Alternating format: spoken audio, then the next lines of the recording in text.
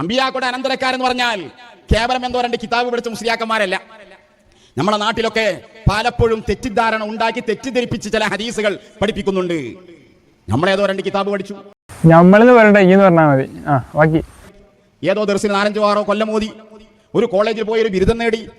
ഇങ്ങനെ ബിരുദം നേടിയാൽ അവർ നിങ്ങളൊക്കെ പണ്ഡിതന്മാരാണ്, അമ്പിയാക്കൾ അനന്തരക്കാരാണ് എന്നത് അവിടെ ശരിയല്ല. ഈ ശരിയല്ല എന്നുള്ള വാദം ആരാ പറയണെന്നുള്ളത് കേട്ടു നോക്കി. ആ പ്രവാചകത്വത്തിൻ്റെ ഇൽമിയായിട്ടുള്ള തുടർച്ച ലോകത്തിന് ആവശ്യമാണ്. ആ തുടർച്ച ആലിമീങ്ങളിലൂടെയാണ്, ഉലമാക്കളിലൂടെയാണ്. വറസത്തുൽ അംബിയ, ഉലമാക്കള് അമ്പിയാക്കളുടെ അനന്തരാവകാശികളാണ് എന്ന സവിശേഷമായിട്ടുള്ള സ്ഥാനം ഉലമാക്കൾക്ക് നൽകിയത് എന്തിനാണ്?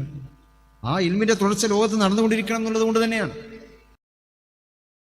പ്രവാചകന്മാരുടെ അനന്തരാവകാശികൾ, പ്രവാചകന്മാരെന്താണോ നമുക്ക് ഉപദേശിച്ച് തന്നിട്ടുള്ളത്, ആ ഉപദേശങ്ങൾ പിൽക്കാലത്തെ സമൂഹത്തെ ബോധ്യപ്പെടുത്തി കൊടുക്കുക, ഓർമ്മിപ്പിച്ചു കൊടുക്കുക, പഠിപ്പിച്ചു കൊടുക്കുക എന്നുള്ള ഉത്തരവാദിത്വം നമ്മുടെ ആദരണീയരായ പണ്ഡിത ശ്രേഷ്ഠന്മാർ നിർവഹിക്കും. പാണക്കാട് തങ്ങളെ ഈ വിഷയം പറഞ്ഞ എവിടെയെന്നറിയോ? ഒരു മതസ്ഥാപനത്തിന്റെ ബിരുദദാന സമ്മേളനത്തിലാണ് ഈ വിഷയം പറയണത്. അപ്പോൾ ആ മുന്നിലിരിക്കുന്ന പണ്ഡിതന്മാരാണ് അനന്തരാവകാശങ്ങൾ സ്വാധികൾ പറയണത്. അപ്പൊ നേരത്തെ സമ്മത് പറഞ്ഞത് എന്താ? ഇങ്ങനെ പറയാനേ പറ്റൂല. ഇങ്ങനെ പറയാൻ സമ്മതിന് അവകാശം ഉണ്ടോ? ഇങ്ങനെ പറയാൻ സമ്മതിന് ഒരിക്കലും അവകാശമില്ല.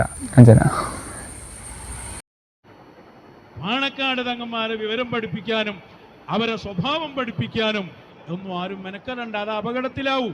കേട്ടിട്ട് നമ്മതെ അപ്പൊ പാണക്കാട് തങ്ങന്മാരെ വിവരം പഠിക്കാൻ ഈ പോകാൻ നിൽക്കണ്ട, ഇനി നല്ല പണി എടുത്താൽ മതി. അതുകൊണ്ടാണ് സുലൈമാൻ ഫൈസി പണ്ടേ പറഞ്ഞത് അളിയൻ എന്ന് പറയുന്ന കണ്ടാ തന്നെ സഫിയാണെന്ന് മനസ്സിലാവണം ആ മനുഷ്യനും, തന്നെ സഫിയാണെന്ന് മനസ്സിലാവണം ആ മനുഷ്യനും.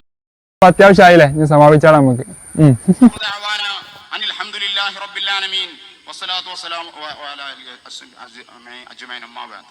ആ